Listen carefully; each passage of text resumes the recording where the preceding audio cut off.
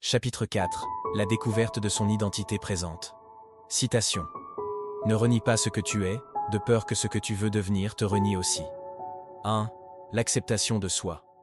C'est aux pauvres que l'on demande de proclamer « Je suis riche ». C'est à l'aveugle que l'on demande de proclamer « J'ai pu voir ». C'est aux faibles que l'on demande de proclamer « Je suis fort ». Refuser d'être faible, c'est refuser de devenir fort. Nier son état d'aveugle, c'est refuser de voir. Mentir sur sa pauvreté, c'est refuser de devenir riche. Refuser de commettre des erreurs, c'est refuser d'apprendre et de réussir. Mes erreurs restent des erreurs que quand elles n'ont point été corrigées. Du fait que je les ai corrigées, elles deviennent réussites. D'où la formule réussite égale échec plus correction. Thomas Edison a essayé plus de 1001 fois pour inventer la lampe à incandescence. Après plusieurs échecs, il est appelé inventeur puisqu'il n'a réussi qu'une seule fois. Ne pas se connaître soi-même conduit à un échec évident. Ignorer ce que l'on est à l'intérieur, c'est ignorer ce que l'on peut devenir à l'extérieur. Ignorer ses potentiels, c'est ignorer ce que l'on peut faire, réussir ou avoir. Refuser les échecs, c'est refuser les réussites. L'échec n'existe pas, il n'y a que des hommes qui échouent. L'échec est un pas vers la réussite. On ne peut jamais emmettrer une loi en science sans commettre des échecs. L'acceptation de soi est un grand pas vers l'univers du devenir. Nombreuses sont ces personnes qui renient qui ils sont pour vouloir porter, par plusieurs artifices, l'image de ce qu'ils ne sont pas. Ils vivent en perpétuel désaccord avec leur intérieur. Or quand cela arrive, ils se refusent eux-mêmes le chemin de leur succès. J'ai vu des ignorants se faire passer pour des savants. J'ai vu des pauvres porter la peau des riches. J'ai vu des personnes refuser de montrer le chemin de leur maison, parce que ça ne correspondait pas à l'image qu'ils vendent au dehors. Ils appellent cela la foi ou la sagesse. En voulant que les gens s'accrochent à votre apparence, vous leur donnez un mirage ou une illusion d'optique, et sachez que dès qu'ils sauront qui vous êtes réellement, la conséquence sera l'aversion en votre égard. Mieux vaut un riche qui se cache, qu'un pauvre qui revêt les habits royaux. Mieux vaut un pauvre que l'on connaît, qu'un riche qui ne l'est que d'apparence, car le monde ne consomme pas les menteurs, il finit par les vomir. Je ne suis pas en train de vous inviter à la résignation, c'est-à-dire au renoncement des avantages que vous pouvez avoir parce que vous voulez vivre dans l'acceptation de soi, que je trouve en ce sens aberrant. Mais plutôt, je vous refuse de commettre l'erreur qui vous fera passer à côté de vos nombreuses opportunités de la vie. Vivre en accord avec son intérieur, c'est s'offrir une paix inestimable qui vous garantit l'atteinte de votre destinée préalablement tracée par Dieu. 2. À votre manière. Bien souvent quand on est subalterne à un leadership, on ne sait pas se distinguer parce que l'on ne fait pas les choses à notre manière. Nous ne sommes pas de copies, mais plutôt des originaux. Pour le docteur Miles Monroe, le leadership, c'est découvrir son don et servir le monde avec. Dieu ne nous demande pas de nous conformer, mais de nous laisser transformer. Romains 12, 1 à 2. Le problème des subalternes est de ne pas faire les choses à leur manière, mais plutôt comme on les a demandées textuellement. C'est la raison pour laquelle beaucoup ne sont pas des originaux, mais des copies d'une volonté quelconque. La Bible nous parle de l'histoire d'un maître de la maison qui, voulant partir dans un long voyage, prit de l'argent et en donna à ses 3 serviteurs. Ce qui m'intéresse plus, c'est la manière dont les 2 premiers travaillèrent. L'un avait rapporté 5 de plus et l'autre 2 de plus. Le maître les ayant remis, cela connaissait les potentiels de chacun.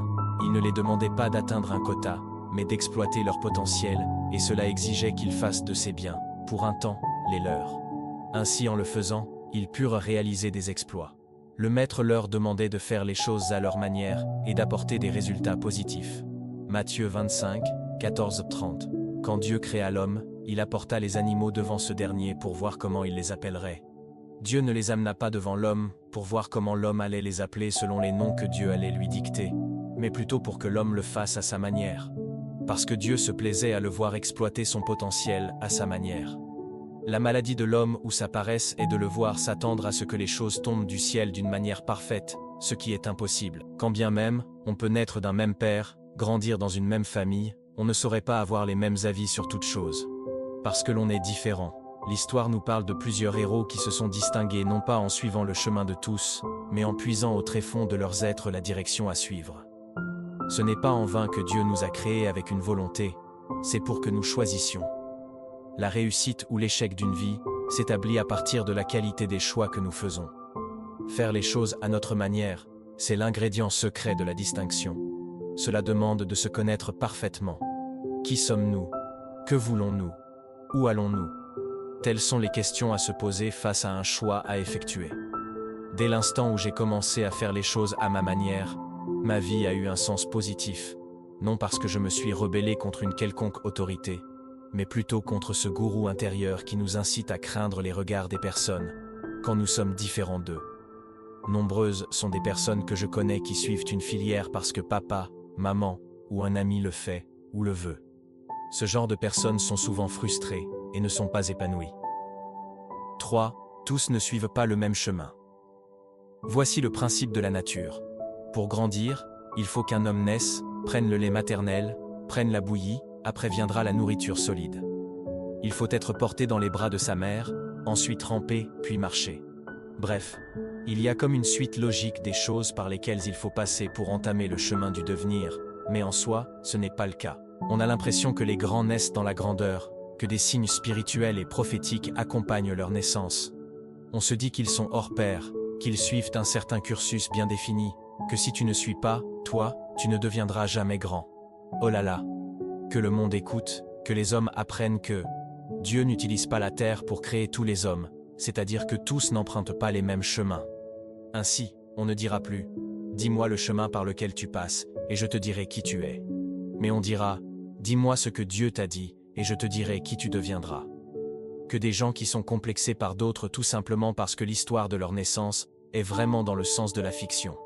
Oh, si seulement les hommes pouvaient apprendre que les voies de Dieu sont incompréhensibles. J'aimerais que l'on étudie un peu l'histoire de la naissance de certains héros de la Bible. La Bible nous parle de la naissance d'Adam qui fut tiré de la terre. Elle nous parle de la naissance d'Ève tirée de la côte d'Adam, de la naissance d'Abel par l'union d'Adam et Ève. Elle nous parle de la naissance de Jésus qui fut conçu d'une manière immaculée, c'est-à-dire sans l'intervention d'un homme. La Bible nous parle de la naissance de Samson qui fut prophétisé par un ange, de celle d'Isaac qui fut promise par Dieu, de celle de Samuel qui fut prophétisée par le sacrificateur Élie. La Bible nous parle de la naissance de Moïse qui se fait suivre de catastrophes, de la naissance de Jean-Baptiste accompagné des signes miraculeux, de la naissance de Jésus-Christ qui était accompagné des apparitions angéliques et bien d'autres signes. La Bible nous parle de la naissance d'Isaac, de Joseph, de Samuel, de Samson, de Jacob, de Jean-Baptiste qui venait tout juste après un très long moment de stérilité. Mais à part ces naissances extraordinaires, la Bible nous parle aussi de la naissance d'Abraham, de Daniel, d'Élie le Tishbite, d'Élisée, d'Ésaïe, de Simon-Pierre qui fut ni fameux ni mentionné. Néanmoins toutes ces personnes devinrent des grands héros qu'aujourd'hui, nous connaissons et admirons. Ce qui nous revient à dire, si certains étaient mis à part comme David, Jérémie, l'apôtre Paul, depuis le ventre de leur mère, d'autres eux, à l'exemple de Josué, Gédéon, Job, nous ne connaissons même pas les conditions de leur conception. Alors, hommes frères et hommes sœurs, nous n'allons pas tous suivre le même chemin pour devenir ce que Dieu a dit sur nous, mais nous allons le devenir en suivant le chemin que Dieu nous présente. Si l'autre est Jean-Baptiste qui fut rempli du Saint-Esprit depuis le sein maternel, toi, tu es Élisée qui reçoit l'onction après avoir fait beaucoup d'efforts. Si l'autre est Salomon né dans un palais royal, toi, tu es Jésus qui est né dans une étable. Le problème n'est jamais la manière dont les choses se font, mais plutôt le but derrière tout ce qui se fait. Car tout ce que Dieu fait a un but. Il ne crée pas les hommes de la même manière, sinon nous serons tous des clones. Et un monde rempli des personnes identiques, combien serait-il ennuyant? Tous, nous n'allons pas suivre le même chemin. Cependant, nous allons assurément atteindre le but de Dieu pour nous, pourvu que nous marchions dans le chemin qu'il a tracé pour nous.